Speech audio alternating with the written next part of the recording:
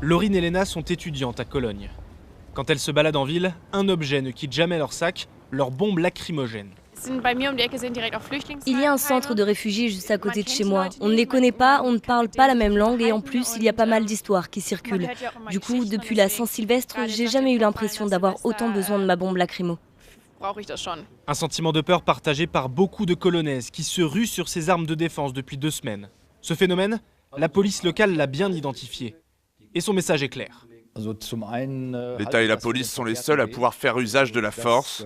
Je veux dire à ces femmes que si elles utilisent des bombes lacrymogènes, il faudra qu'elles prouvent leur légitime défense et ce n'est pas toujours évident. Un appel qui n'a pour l'instant dissuadé personne. Les magasins de Cologne sont en rupture de stock depuis le Nouvel An. Celui-ci vient de se réapprovisionner. En Allemagne, il est interdit de faire la promotion des bombes lacrymogènes et leur usage est très réglementé. Nous interrogeons un vendeur en caméra discrète. Ici, officiellement, on peut utiliser les gaz lacrymaux seulement à la chasse, contre les animaux. Mais ces derniers temps, il faut reconnaître que ce sont surtout les femmes qui en achètent pour se défendre. Et ce changement de mentalité s'observe aussi directement sur la forme des nouvelles bombes lacrymogènes. Certaines sont même fabriquées spécialement pour les femmes, comme ce modèle qui ressemble à s'y méprendre à du rouge à lèvres.